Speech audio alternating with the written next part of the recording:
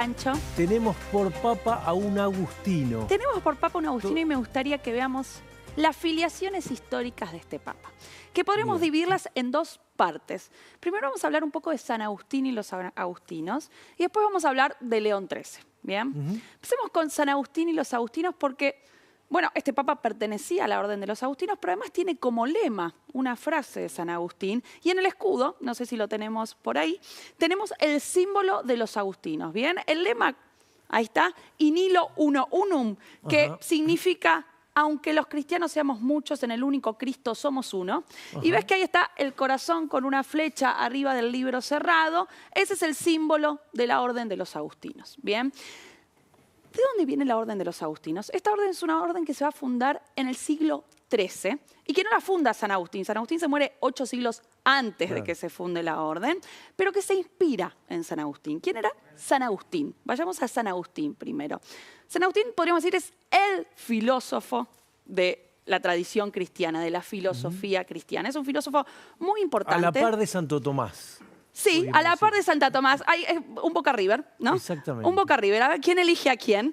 San Agustín es anterior a Santo Tomás, ¿bien? San Agustín nace en el siglo IV, va a morir en el 430. Es oriundo del norte de África, de una comunidad romana que se llamaba Tagaste, en el norte de África. De hecho, va a estudiar su carrera académica, la va a hacer en el norte de África, principalmente en Cartago, que era como la ciudad romana de África. Y ahí va a desarrollar ideas muy innovadoras sobre muchas cosas.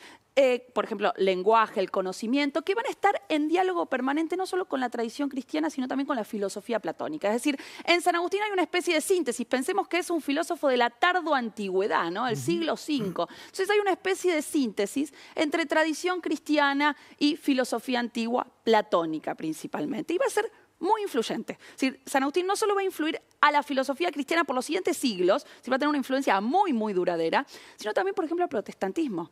Martín Lutero, líder de la Reforma Protestante, era de la orden de los agustinos.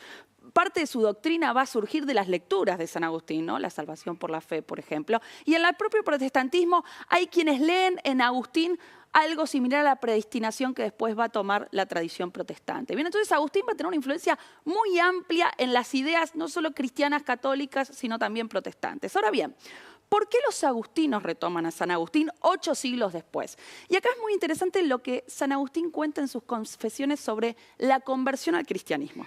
San Agustín va a decir, cuando yo me convierto al cristianismo, hay un hecho que a mí me marca, que es que conozco, me entero de la existencia de un grupo como de monjes, los primeros monjes cristianos en Egipto, que se retiran del mundo para vivir en comunidad y acercarse a Dios, ¿no? Mediante la soledad, rezar en comunidad y de esa manera acercarse a Dios mediante la oración, la penitencia. Y San Agustín dice, bueno, flashea de alguna manera con estas comunidades de hombres que no estaban muy educados. No era como él, que habían leído filosofía, derecho. No estaban muy educados, en muchos casos eran analfabetos y que sin embargo, dice Agustín, asaltaban las puertas del cielo. Es decir, que habían logrado acercarse a Dios en esa vida comunitaria de retiro del mundo, ¿no? Y eso lo lleva a San Agustín a querer en algún momento imitar ese modo de vida, cosa que no va a poder hacer, pero sí, siendo obispo de Hipona, va a escribir la regla de San Agustín, que es una especie de guía espiritual sobre cómo realizar una vida en común con otros para acercarse a Dios, para dedicarse a la penitencia y a la oración. Entonces, es esa regla de San Agustín lo que van a retomar los agustinos en el siglo XIII. ¿Quiénes eran los agustinos? Bueno, eran justamente también un seguidores, digamos. En realidad no eran seguidores, empiezan siendo grupos de personas que se retiran del mundo, comunidades eremíticas, ermitaños, se retiran del mundo para vivir en comunidad, para rezar en comunidad, para vivir en pobreza, para dedicarse a la oración y a la penitencia.